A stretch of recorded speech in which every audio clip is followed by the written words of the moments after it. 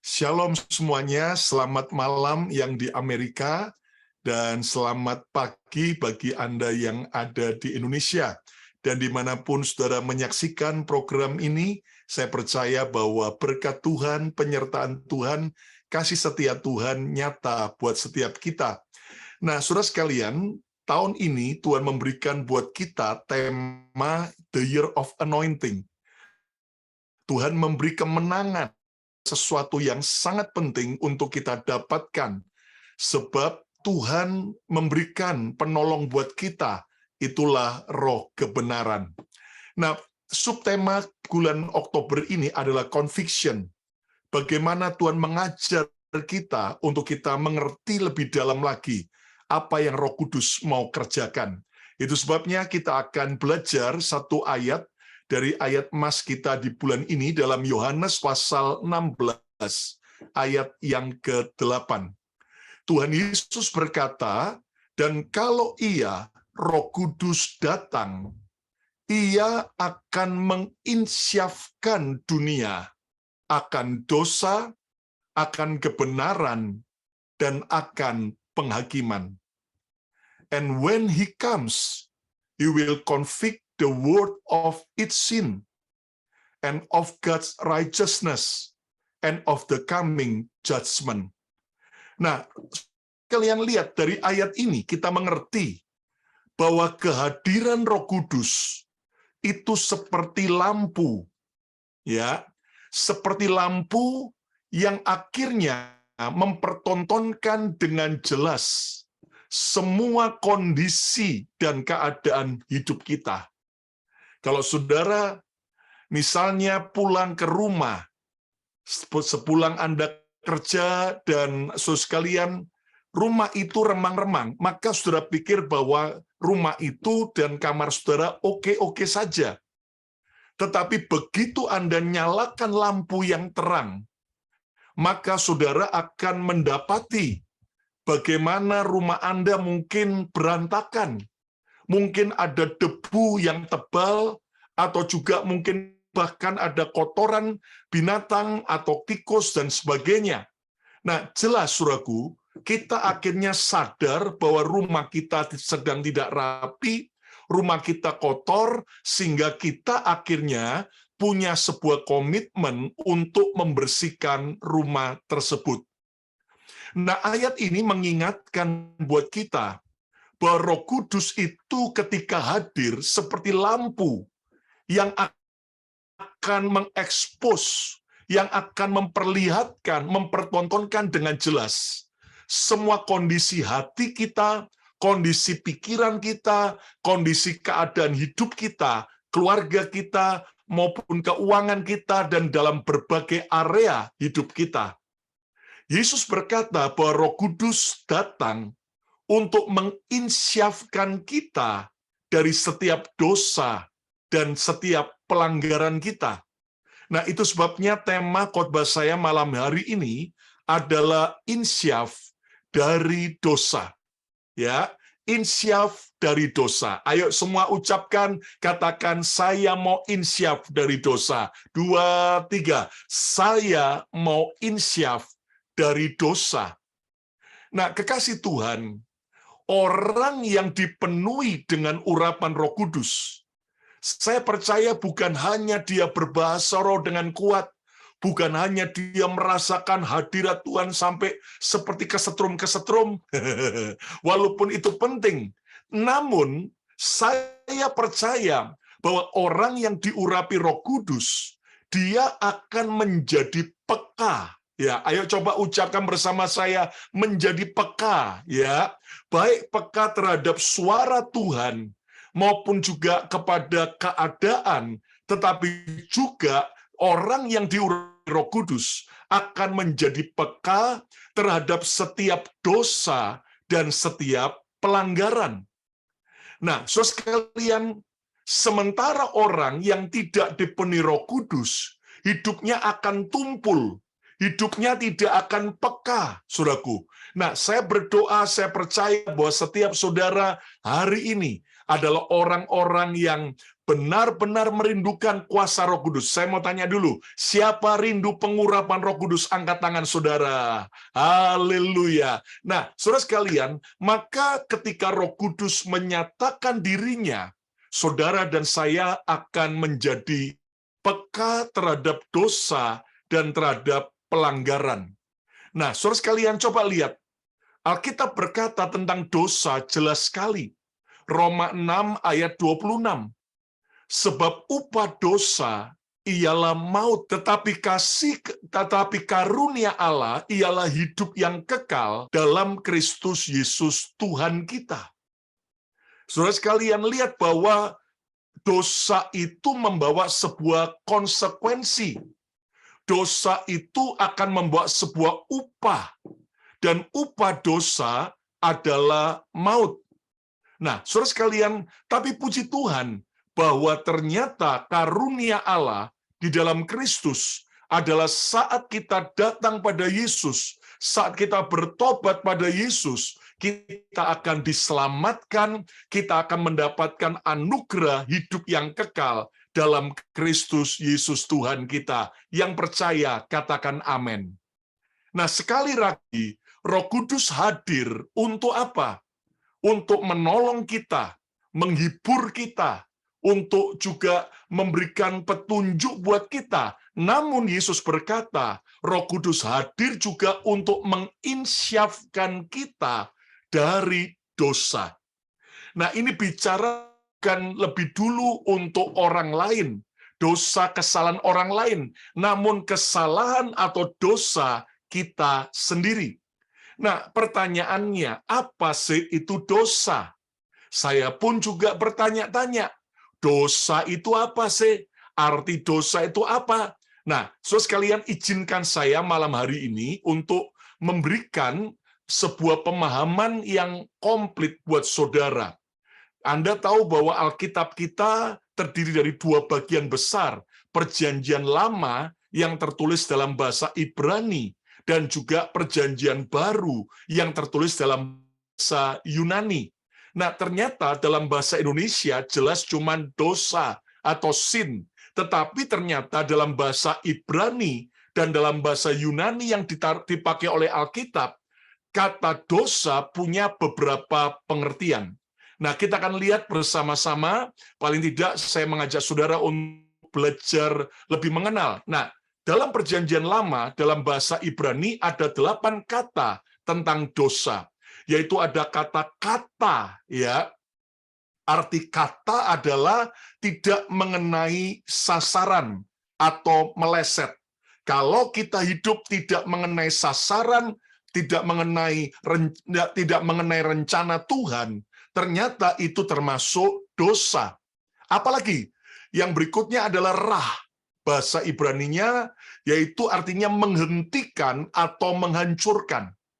Jika saudara menghentikan sesuatu yang Tuhan suka, bahkan Anda dan saya menghancurkan apa yang Tuhan perintahkan, itu termasuk dosa.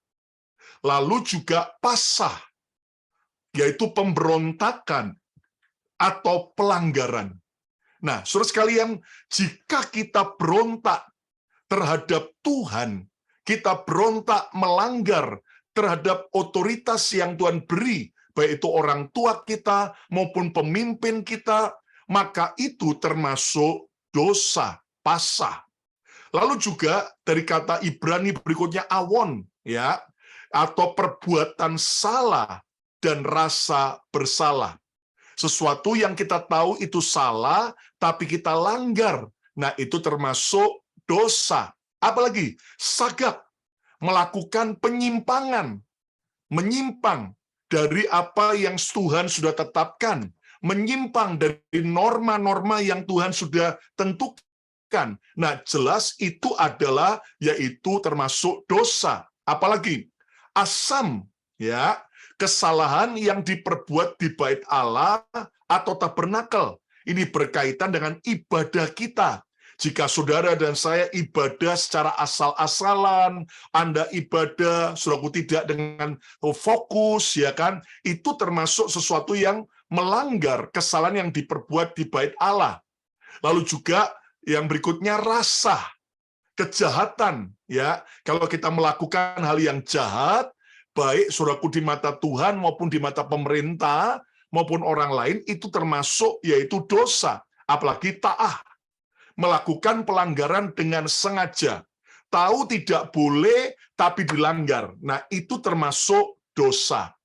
Ya, saya harap Anda akan bisa mencerna ini secara utuh.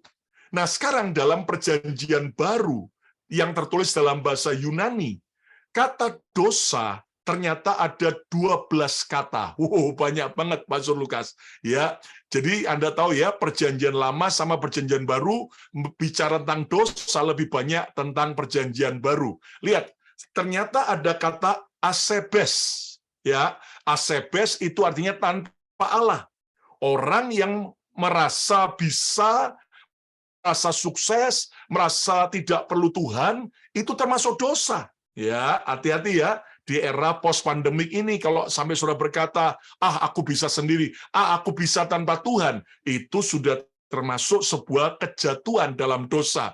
Berikutnya adalah kakos, sesuatu yang tidak baik atau buruk. Kita tahu perkataan yang tidak baik, perkataan yang buruk, sikap perlakuan yang tidak baik atau buruk, termasuk dosa. Apalagi poneros. Poneros adalah kejahatan moral, termasuk kejahatan seksual. Ini adalah termasuk dosa. Lalu juga adika, ya, adikia. Adikia ini artinya adalah tingkah laku yang tidak benar. Sesuatu yang melanggar perintah Tuhan maupun pemerintah, itu termasuk adalah dosa. Enokos. Enokos adalah kesalahan, sebuah tindakan yang kita lakukan dalam kesalahan. Lalu hamartia. Hamartia tidak tepat sasaran, meleset. Ya, tadi seperti yang di bahasa Ibraninya. Saudaraku, jadi kalau Tuhan punya rencana supaya saudara sungguh-sungguh menjadi saluran berkat, namun saudara akhirnya menerima berkat untuk dirimu sendiri, itu termasuk hamartia, tidak tepat sasaran. Kalau saudara diberi talenta Tuhan, suara yang bagus, tetapi Anda tidak mau gunakan untuk memuji Tuhan, itu termasuk harmatia. Hamartia tidak tepat sasaran. Anomos, sikap durhaka. Nah, kalau kita durhaka kepada orang tua, kurang ajar kepada orang tua, termasuk dosa. Lalu juga parabetes. Nah, parabetes pelanggaran hukum. Apalagi hipokrisis, munafik. Ini ya depan sama belakang beda, saudaraku. Yang ada di sosial media sama yang sesungguhnya beda, ya kan? Kalau di sosial media fotonya ciuman mesra kayak Romeo Mikrolet, saudaraku. Ternyata di behind the scene-nya ribut berantem, saudaraku ya. Nah, itu termasuk kemunafikan. Nah, munafik termasuk dosa. Apalagi paratoma, ya. Paratoma artinya pelanggaran yang diperbuat secara sengaja. Tahu tidak boleh, tahu Tuhan nggak suka, tapi dilanggar. Nah, itu termasuk dosa. Lalu apalagi? Pelanau, ya. Pelanau artinya melakukan perbuatan yang menyimpang. Bahkan yang terakhir adalah agonein. Agonein artinya adalah ibadah kepada Allah yang lain atau punya berhala-berhala. Nah, saudara sekalian, saudara bisa lihat betapa saudaraku Alkitab menjelaskan dosa itu sesuatu yang serius di mata Tuhan. Nah, saya percaya bahwa Tuhan cinta setiap kita. Tetapi Tuhan, saudaraku, adalah Tuhan yang Maha Kudus. Dia benci dengan dosa. Kita orang berdosa dicintai, tetapi Tuhan benci dosa. Nah, itu sebabnya Dia cari kita orang berdosa karena cintanya, Dia mau selamatkan kita, namun kita harus mau alami yang namanya pertobatan. Yang setuju katakan amin, ya. Siapa yang mau hidup dalam pertobatan, coba angkat tangan saudara. Katakan bersama saya mau bertobat. Haleluya. Saya mau bertobat. Ingat ya, harus tobat, bukan tomat. Ya, tomat itu artinya tobat tapi kumat. Ya, banyak orang bukan tobat tapi cuman kapok lombok. Ya, hanya kapok karena cabai kepedasan. Aduh, kapok nyesal, nggak mau makan cabai lagi. Bukannya tahun depan, baru besok lihat bakso lagi, sudah kasih cabai lagi, kepedasan, aduh pedas, nyesal. Akhirnya saudaraku. Nah, dosa bukan demikian. Nah, jadi kita harus benar-benar insyaf dari dosa. Nah, saudara sekalian yang menyedihkan hari-hari ini, lihat begitu banyak anak-anak Tuhan, rajin ibadah, rajin pelayanan, namun ternyata mereka masih hidup dalam dosa. Ada banyak orang, saudaraku, suka nonton drama Korea, dan tanpa sadar dia menjadi aktor Korea yang akhirnya bermunafik, ya, bersandiwara di depan keluarganya, bersandiwara di depan teman-temannya, bersandiwara di gereja. Tetapi mari kita tahu bahwa Roh Kudus itu adalah pribadi Allah yang Maha Tahu, yang akhirnya mau membuat kita insyaf dari dosa. Ya, ingat baik-baik, lebih baik insyaf dari dosa sebelum yang lain tahu daripada setelah terlambat baru kita insyaf dari dosa. Saudara, kita mendengar ada banyak hamba-hamba Tuhan yang jatuh, dan jujur kita sedih sekali, kita kaget-kaget kenapa itu bisa terjadi. Karena Anda tahu bahwa kita semua tidak kebal terhadap dosa. Ayo ucapkan bersama saya, tidak ada orang kebal dari dosa. Ya, sekali lagi, tidak ada orang kebal dari dosa. Nah, itu sebabnya kita mengerti sekarang bahwa Roh Kudus itu mau membuat kita insyaf dari dosa. Nah, sekarang pertanyaannya, apa sih peranan Roh Kudus? Akan membuat kita seperti apa? So, sekalian, memperhatikan bahwa pelajari di Alkitab bahwa Roh Kudus itu akan membuat kita insyaf dari dosa warisan. Insyaf dari dosa warisan atau dosa yang diwariskan oleh keluarga atau nenek moyang kita yang harus segera dibereskan. Nah, ada orang tidak terlalu percaya akan adanya dosa warisan atau kutuk warisan. Nah, padahal jelas Alkitab mengatakan, saudaraku, bahwa ada dosa warisan, ada kutuk keturunan. Nah, contoh, dalam dunia real saja, setiap kali saudara pergi ke dokter di Amerika, Anda baru jadi pasien baru dari seorang dokter. Maka saudara, atau Anda datang ke rumah sakit ke emergensi, maka saudara harus mengisi form lebih dulu, ya kan? Dan formnya itu salah satu yang ditanya selain data kita pribadi, tapi ditanya tentang sejarah keluarga kita.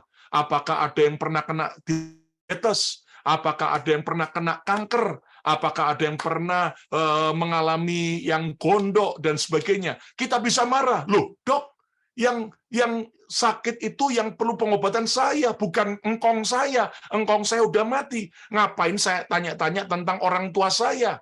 Lalu dokter akan berkata, karena itu akan berkaitan.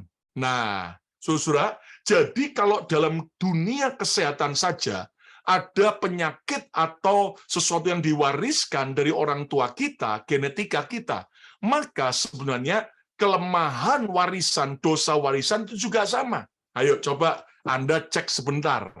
Minimal Anda lihat orang tua Anda, kakek nenek Anda dari kedua belah pihak orang tua saudara. Apakah ada yang tukang selingkuh, yang suka jatuh bangun dalam dosa perzinahan? Nah, kalau itu ada, hati-hati. Berarti dosa warisan yang diwariskan buat kita adalah perzinahan. Nah, contoh Anda lihat di Alkitab, Daud itu, saudaraku, mata keranjang. Ya, saudara, jatuhnya pun juga dengan wanita, ya kan? Saudaraku, tapi lihat, Akhirnya anaknya Raja Salomo lebih gila lagi, ya kan? Istri dan gundik Daud itu ada puluhan orang, tapi anaknya pemecah rekor Salomo, gundik dan isinya genap 1.000, saudara. Sudah bisa bayangkan kalau itu jadi gereja lokal, itu termasuk sudah church di Amerika. Belum lagi mertuanya, karena kalau punya istri dan gundik 1.000, mertuanya 2.000. Jadi kalau sama istri dan gundiknya 3.000 jemaat, saudaraku. Ya kan, saudaraku? Nah, ternyata kita harus ngerti gini, ada yang orang tua kita tuh pemarahnya bukan main. Gampang marah, emosional, tukang berantem. Nah, hati-hati loh. Berarti ada dosa warisan yang diwariskan, yaitu kemarahan. Gampang emosional. Nah, ini perlu Roh Kudus menginsyafkan kita. Iya, kamu ini punya problem loh. Kamu ini ternyata orangnya suka emosi. Sudah jangan bilang begini, ya aku ya begini ini. Nah, justru Roh Kudus hadir. Dia mau menolong kita untuk kita menang dari setiap dosa generasi kita, dosa warisan kita. Yang setuju, katakan amin. Ada lagi yang kita harus bereskan, bukan hanya dosa warisan, tapi apa, saudaraku? Roh Kudus akan membuat kita insyaf dari dosa, dari kelemahan dosa. Kelemahan dosa. Nah, saudara harus tahu apa sih titik kelemahan saudara. Ya, orang harus tahu sih kelemahannya apa, ya kan, saudaraku? Contoh, ada orang itu soal lawan jenis, ya toh, nggak pernah tergoda. Wih, soal lawan jenis nggak pernah tergoda, tapi tergodanya malah sejenis. Itu hati-hati, saudara. Itu ada orang soal seks, dia nggak tergoda. Tapi kalau yang sudah kelihatan dolar ya toh, kelihatan harta kekayaan, wih langsung celong. Nah, hati-hati saudaraku, ya kan? Ada mungkin kelemahannya adalah soal apa? Tersinggungan, gampang emosi, gampang tersinggung, gampang iri hati. Nah, ini termasuk kelemahan-kelemahan dosa kita. Nah, kita harus mengerti dan menyadarinya. Bahkan juga ada yang berikutnya yang kita harus bereskan adalah yaitu insyaf dari godaan dosa. Nah, ada orang yang tergoda oleh dosa. Ini ya, ada orang tidak berdosa itu karena takut akan Tuhan, tapi ada yang tidak berdosa karena belum punya kesempatan berdosa. Lah ini hati-hati, saudara ya. Nah, apalagi zaman sekarang, saudaraku ya, ternyata, saudaraku, setan itu selalu tahu kelemahan kita, selalu memberi pancingan terhadap sesuatu yang benar-benar kita suka. Nah, hati-hati, ya kan? Baik bagi yang masih muda maupun yang sudah usia senior, ya. Jangan berkata, oh aku sudah kebal dari dosa kok, aku sudah tua. Hati-hati, nggak ada orang yang kebal dari dosa. Lebih baik kita ini berjaga-jaga. Setuju, katakan amin. Ya. Nah, contoh, saudaraku, salah satu dosa warisan dari orang tua saya, kakek kami, saudaraku, itu adalah kelemahan soal yaitu perzinahan, ya. Dan Anda pernah mendengar kesaksian bagaimana ayah saya almarhum Pastor Henok Kusuma tadinya adalah seorang anak yang dibuang oleh saudaraku ayah, oleh kakek. Kenapa? Karena hasil perselingkuhan. Dan Anda tahu akhirnya diadopsi. Dan puji Tuhan akhirnya bertobat jadi hamba Tuhan, Tuhan temukan dengan ayah kandung yang asli. Tetapi saudaraku, bagaimanapun juga, kita harus sadar bahwa kelemahan soal perselingkuhan, perzinahan itu harus betul-betul kita bereskan. Dan saudaraku, saya tidak berkata bahwa, oh saya sudah kebal. Enggak ada yang kebal. Kita tetap harus jaga-jaga. Setuju, katakan amin. Ya, jadi kita harus ngerti di mana titik kelemahan kita, baik yang diwariskan oleh nenek moyang kita, ataupun kelemahan kita pribadi, maupun yang seringkali menggoda-goda. Ya, nah di sini kita harus waspada. Ya, dan mari kita belajar kira-kira apa yang seringkali menggoda kita. Kira-kira apa yang seringkali menjadi titik lemah kita? Kira-kira apa yang sudah diwariskan? Minta Roh Kudus untuk menginsyafkan kita. Nah, bukan cuma tahu, tapi gimana cara menangnya. Ya, ini contoh Bapak Ibu. Seandainya ada yang tangan kanannya patah, lalu pen ya, kemudian sudah baik lagi. Tapi bagaimanapun juga tangan kanannya ini berarti karena pernah patah, maka rentan sekali kalau kena benturan keras itu bisa retak lagi. Beda dengan tangan kirinya yang mungkin belum pernah patah.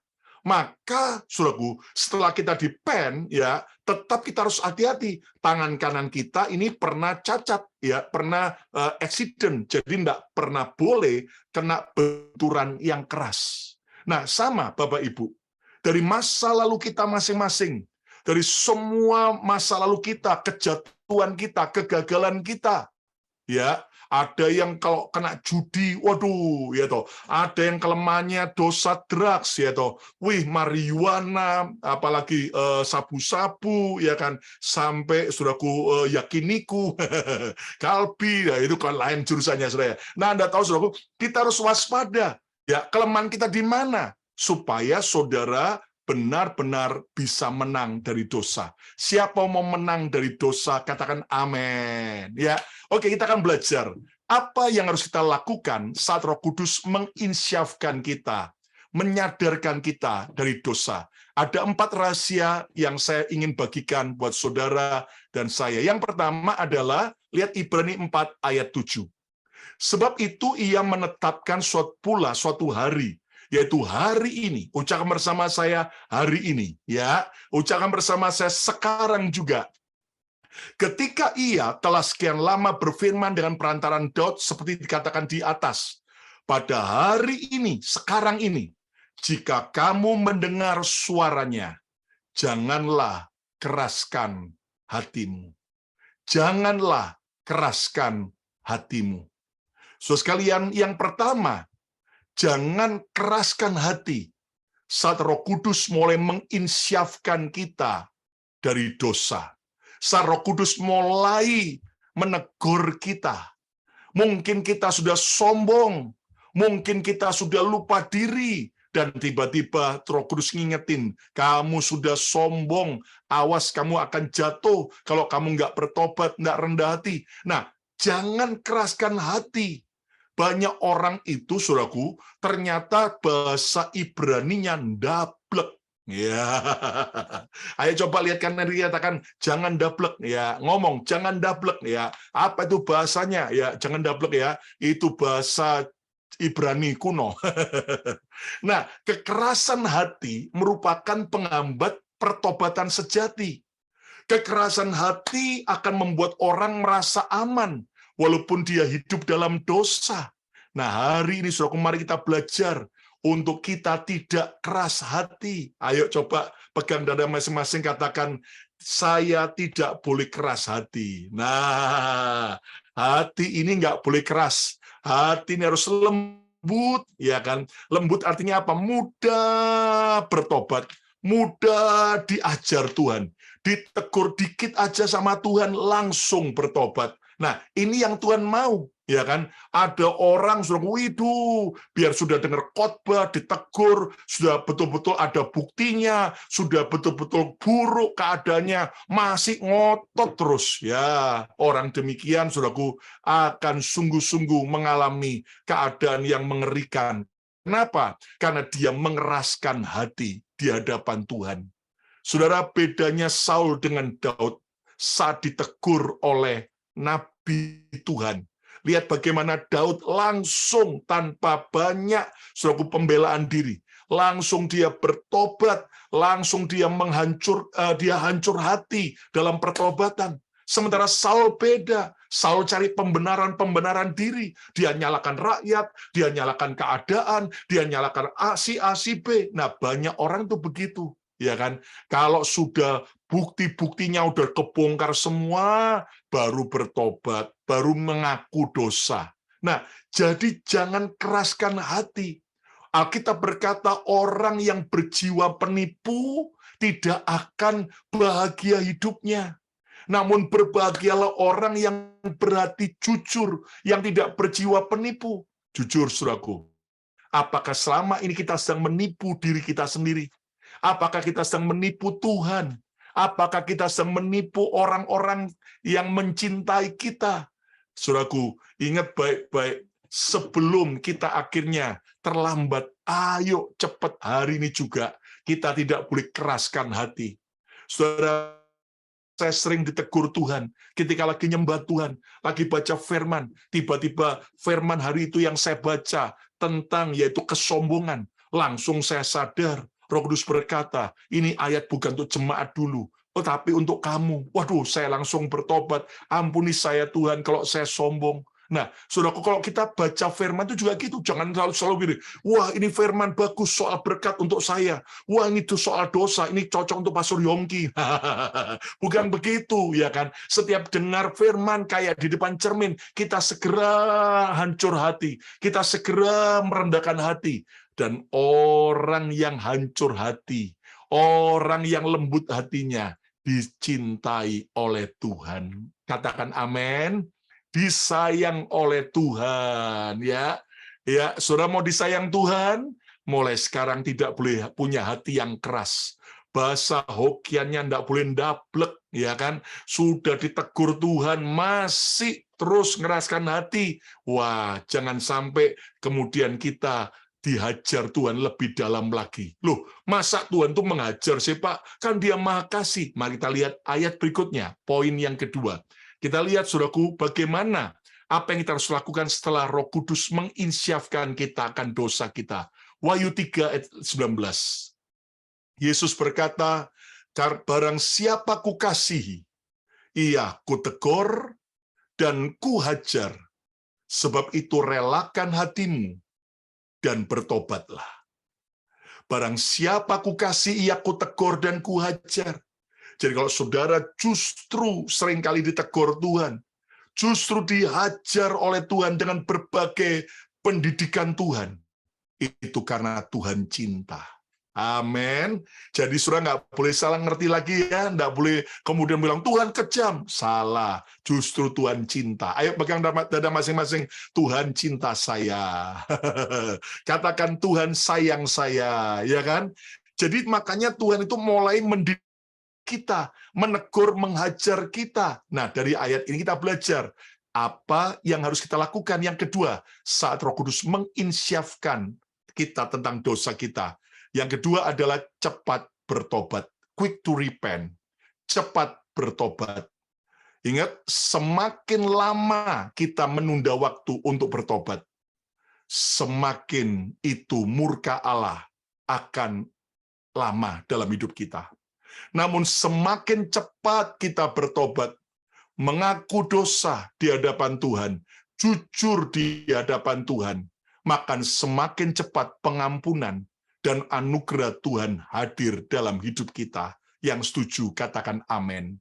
Saudara sekalian, mari kita cepat bertobat, ya kan? Sungguh-sungguh bertobat, dan percayalah, sejahat apapun kita, seburuk apapun masa lalu kita, saat kita bertobat, itu hidup kita akan dahsyat.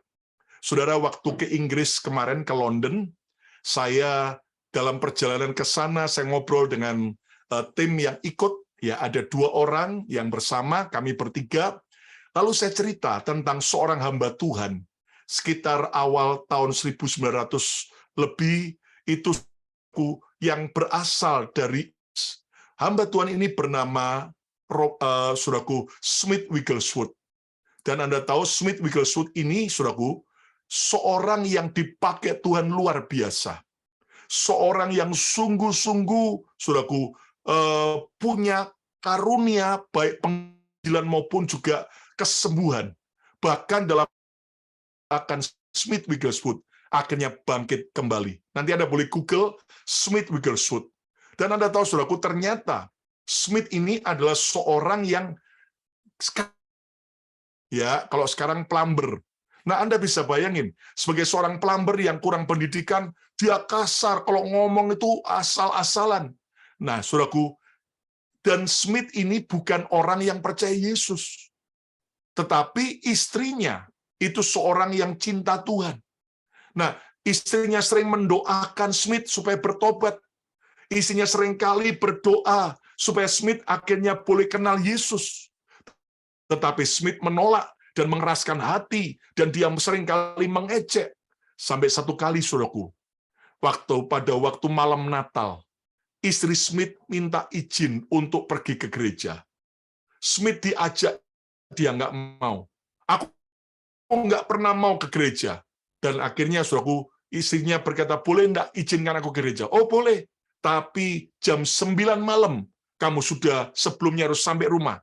Kalau kamu terlambat, jam 9 malam belum pulang, pintu aku kunci dari dalam, dan kamu tidak pernah bisa masuk ke rumah lagi. Waduh, saudaraku, ancaman yang berat.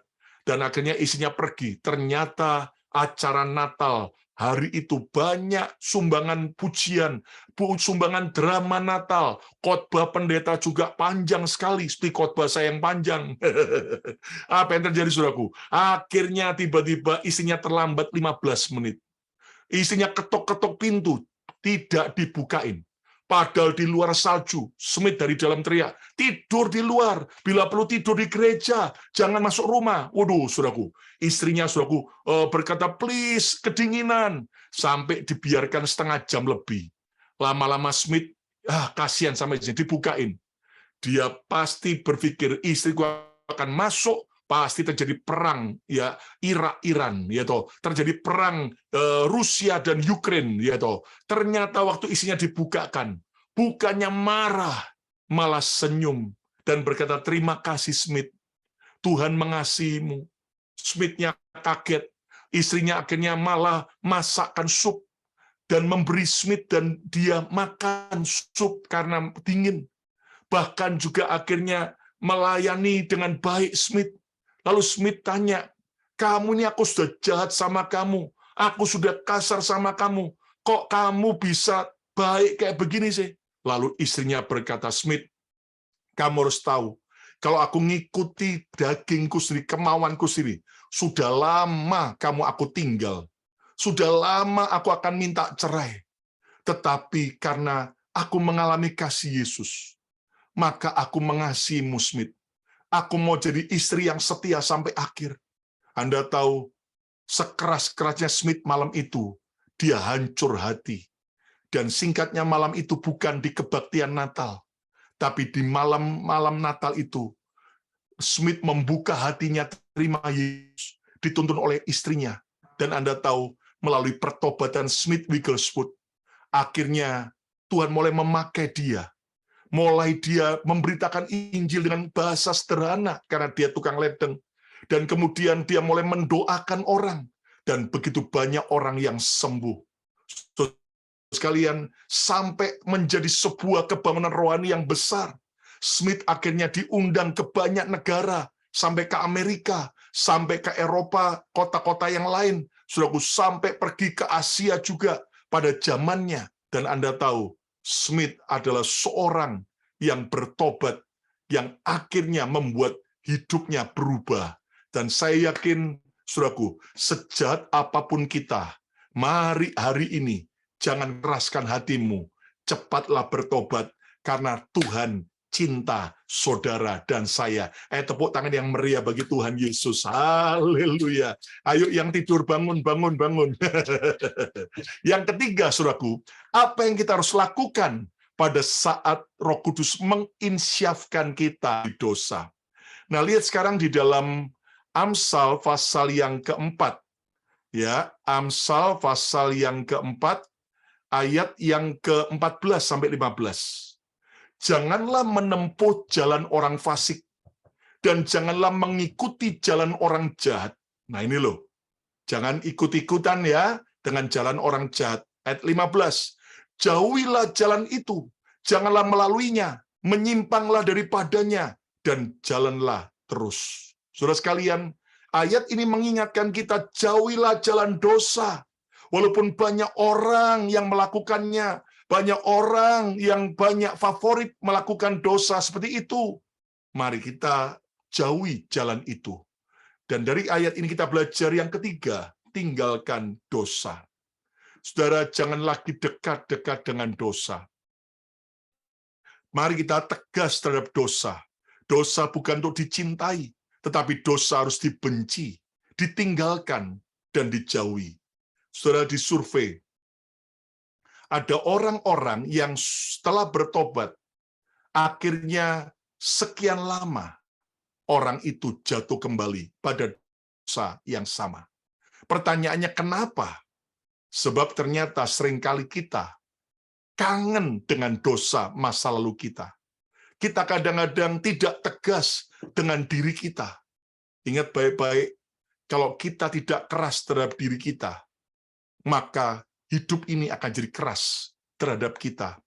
Namun jika kita keras terhadap diri kita, maka hidup akan jadi mudah dan lunak saat kita benar-benar mendisiplin hidup kita.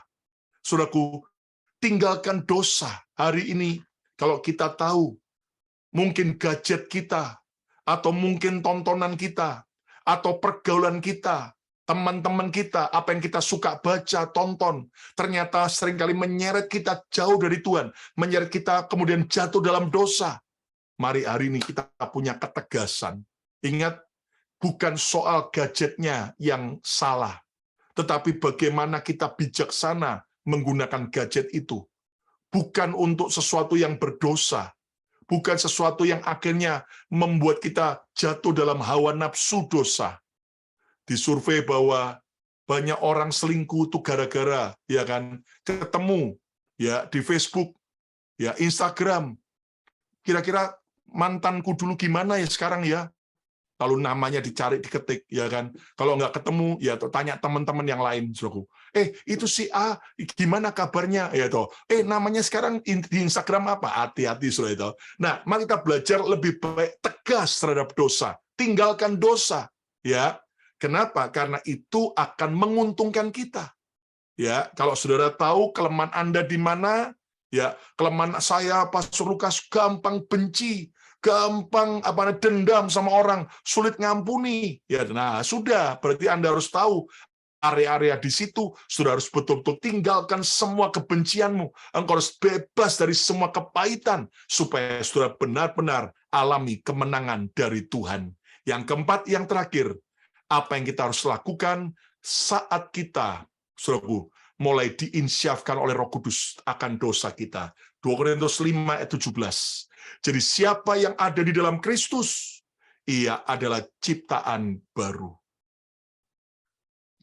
Ya, ciptaan baru, a new person. Yang lama sudah berlalu, sesungguhnya yang baru sudah datang. So sekalian, ini bukan ayat yang hanya ditujukan pada saat kita baru bertobat, terima Yesus dibaptis. Tapi ini merupakan sebuah ikrar buat kita sepanjang umur hidup kita. Yang keempat, kita harus hidup baru di dalam Kristus.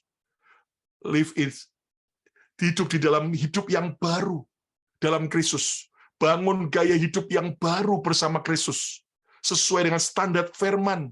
Dulu, saudaraku, mungkin kelemahan kita dosa, rokok, ya kan? Mungkin, saudaraku, alkohol, mabuk-mabukan, ya kan? Mungkin dunia malam, dugem, ya kan? Mungkin, saudaraku, diskotik, dan sebagainya. Ayo kita bertobat. Saya dengar kesaksian ada seorang hamba Tuhan yang, saudaraku, ternyata sudah diumumkan hari Minggu mau khotbah di sebuah kebaktian, di ibadah sebuah gereja.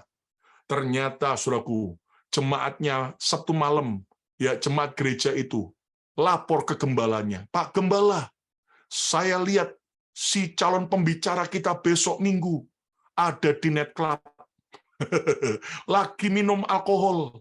Waduh Pak Pendeta, lalu ditunjukin fotonya juga.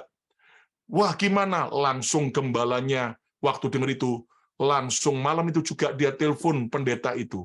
Dan mohon maaf, besok kamu tidak boleh melayani di gereja kami. Dan ini buktinya. Waduh, dia kaget. Awalnya dia nggak suka dengan gembala itu. Tapi akhirnya dia sadar. Dan akhirnya dia bertobat. Iya, aku nggak pantas ya. Seperti begitu ya. Nah, saudara, mari kita belajar punya gaya hidup yang baru. Hidup baru dalam Kristus. Dulunya kita suka gosipin orang. Dulunya kita suka iri sama orang. Maka sejak percaya Yesus, kita bertobat lahir baru. Tunjukkan buah-buah pertobatan. Ada sebuah perubahan hidup. Kita nggak mudah lagi iri. Kita bisa ikut bersyukur ketika lihat orang lain juga alami keberhasilan. Nah, saudara, bangun gaya hidup yang baru bersama Kristus. Sesuai dengan standar firman Tuhan. Kenapa? Karena kita ini berharga dan mulia di mata Tuhan. Siapa percaya bahwa kita ini berharga, bernilai, mulia di mata Tuhan? Angkat tangan saudara. Kita beri tepuk tangan yang meriah bagi Tuhan Yesus. Haleluya, haleluya, haleluya.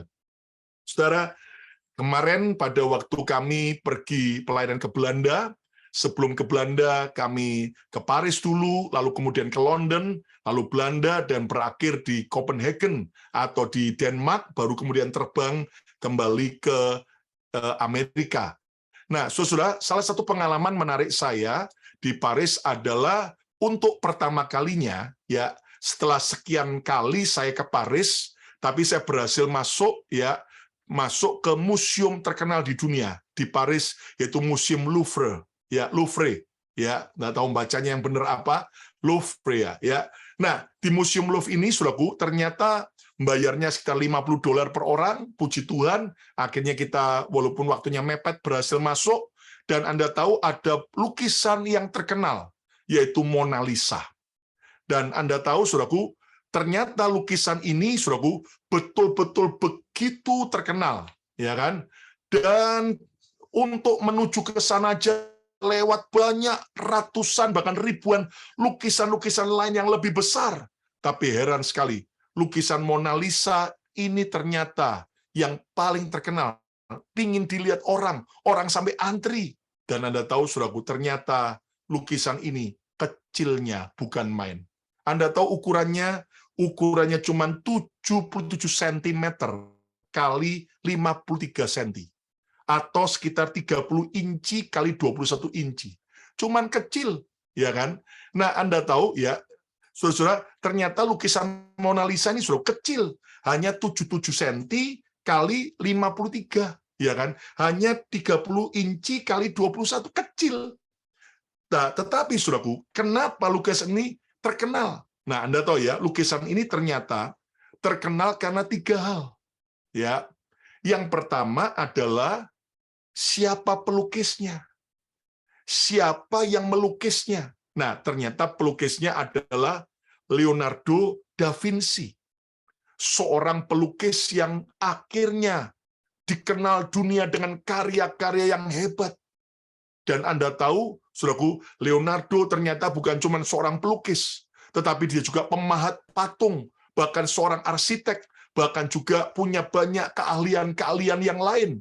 Orang ini orang hebat, dan orang yang hebat inilah yang melukiskan Lisa. Dan Anda tahu, saudaraku, penyebab yang kedua, kenapa patung Mona Lisa ini begitu terkenal. Dan Anda harus tahu ya, Mona Lisa ini bukan cuma hanya terkenal lukisannya, tapi termasuk lukisan yang termahal di dunia. Kecil loh, saudaraku, tapi ditaksir harga lukisan itu sekarang adalah 808 triliun rupiah. Oh my God. Lukisan kecil gitu, ya toh. Saya lihat langsung, ya toh, 808 triliun rupiah. Wah, kalau di US dollar kan berapa? Pokoknya itu kalau dibelikan rumah di New York, waduh, dapat berapa ratus, berapa ribu rumah, saudaraku ya. Nah, Anda bisa bayangin, saudaraku ya. Saudaraku, kenapa mahal? Yang pertama tadi karena siapa yang melukisnya, siapa yang membuatnya. Yang kedua, kenapa? Karena ternyata lukisan ini pernah hilang, dicuri oleh orang. Ternyata Anda tahu bahwa ketika ditaruh di Museum Louvre yang ada di Paris, suatu kali pernah, yaitu tepatnya tanggal 22 Agustus 1911, tiba-tiba lukisan ini dikabarkan hilang, dicuri orang. Bayangin, sampai seluruh dunia mendengar lukisan Mona Lisa hilang. Maka karena berita hilang itu, orang makin pingin tahu seperti apa sih lukisan Mona Lisa. Orang mulai kenal, ingin tahu. Dan rupanya 2 tahun kemudian, lukisan Mona Lisa berhasil ditemukan. Dan akhirnya dikembalikan masuk ke dalam Museum Louvre ini. Dan Anda tahu, jadi lukisan Mona Lisa makin terkenal. Kenapa? Karena dulu pernah hilang, akhirnya didapat kembali. Dan yang ketiga, Anda tahu kenapa lukisan Mona Lisa ini sangat terkenal dan mahal. Yang ketiga, karena keunikannya. Saudara, keunikan Mona Lisa ini menjadi misteri bagi banyak orang. Lalu kemudian Anda tahu bahwa biasanya pada zaman-zaman itu, kalau wanita dilukis itu selalu, saudaraku, lukisannya itu selalu full badan dengan baju yang terbaik, ya, yang dipakai oleh wanita itu. Namun khusus Mona Lisa itu hanya 3/4 badan, ya, tidak seluruh badan. Bahkan juga bajunya pun baju yang sederhana. Dan Anda tahu, saudaraku, ternyata, saudaraku, Leonardo sedang mengembangkan sebuah seni lukis waktu itu dengan garis-garis yang sangat sulit sekali. Sehingga akhirnya, saudaraku, ternyata itu membutuhkan waktu 14 tahun untuk bisa menyelesaikan. Dan ternyata lukisan ini dilukis pada tahun 1503 dan baru selesai 1517. Dan ini adalah seorang wanita yang dilukis oleh Mona Lisa, oleh Leonardo, wanita ini bernama Lisa Gherardini.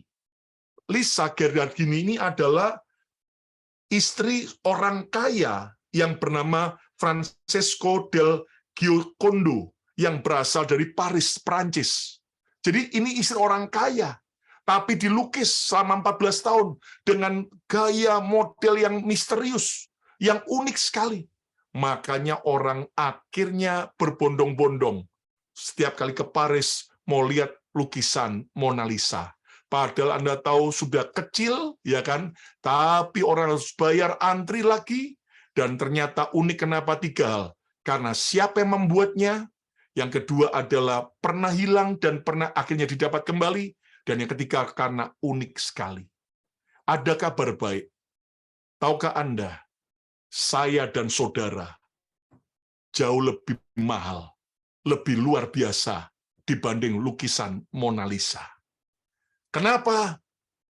Karena ternyata Anda tahu, bukan karena kita hebat, siapa yang membuat kita?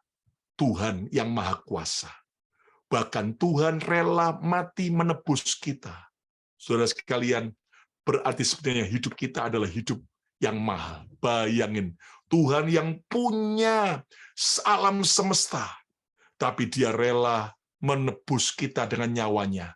Berarti nilai kita luar biasa, jauh lebih mahal daripada galaksi, jauh lebih mahal daripada semua galaksi yang ada di dunia ini.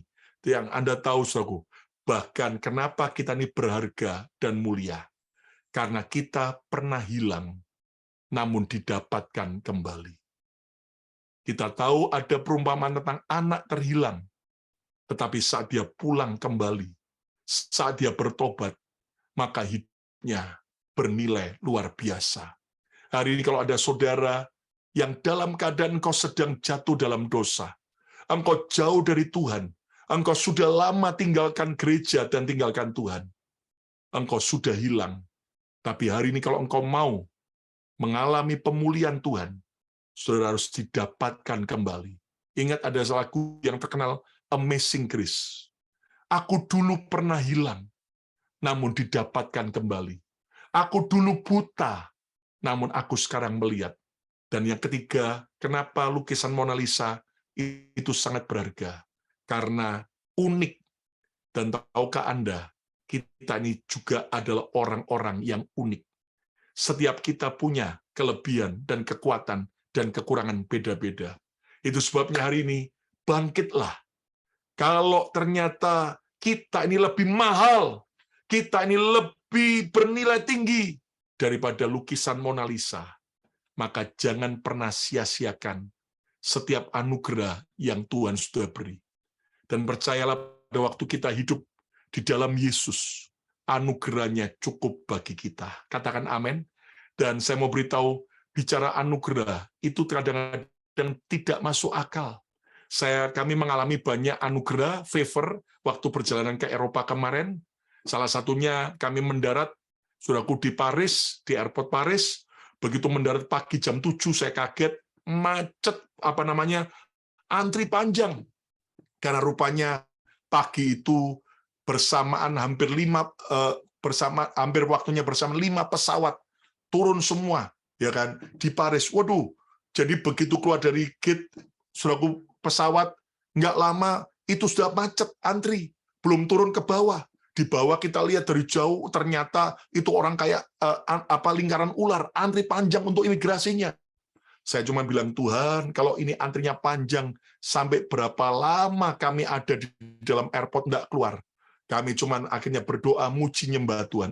Ternyata di dekat kami, antrian di belakang ada orang Asia, suami istri, bawa stroller, anaknya nangis. Nangis, ya karena jenuh nangis, petugas datang, ya kan, petugas airportnya datang nyari, dan akhirnya manggil orang tua dan anaknya supaya dikasih jalur khusus, ya toh. Tapi mendekati kami, tiba-tiba petugasnya tanya, US citizen, US citizen. Nah, waktu yang mendengar itu, saudaraku, langsung kami bertiga angkat tangan, US citizen, oh ya, US citizen ya. Dan ternyata di antara rombongan itu nggak banyak, hanya beberapa orang termasuk kami bertiga yang US citizen. Follow me, ya toh. Kita semua disuruh ngikuti dia, di belakang orang keluarga yang bawa anak. Anda tahu, langsung jalur khusus, yaitu elevator turun ke bawah, dan kemudian saya pikir, waduh, sampai bawah harus antri demikian panjang kayak ular. Ternyata enggak, disuruh lewat samping dengan dia, langsung kemudian jalur khusus, hanya scan paspor, langsung keluar, yaitu langsung ngambil bagasi, selesai.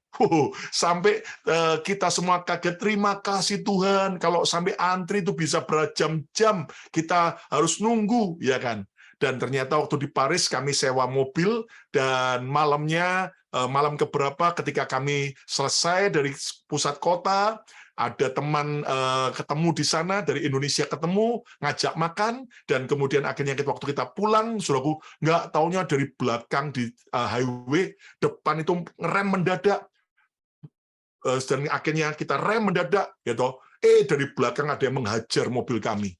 Waduh, saya waktu di samping driver lagi pegang handphone, so, sampai handphone saya mencelat, sudah tuh. Teman di belakang juga so, kaget, dan kita kaget, ternyata keras sekali. Dan akhirnya kita turun, tapi puji Tuhan, ya kan. Saya tanya, ketika kita semua oke, nggak ada masalah, lalu kita turun, saudaraku, kemudian bumper kita cuma lecet dikit, tapi bumper depan, kap depan mesin yang nabrak sudah riak, saudaraku.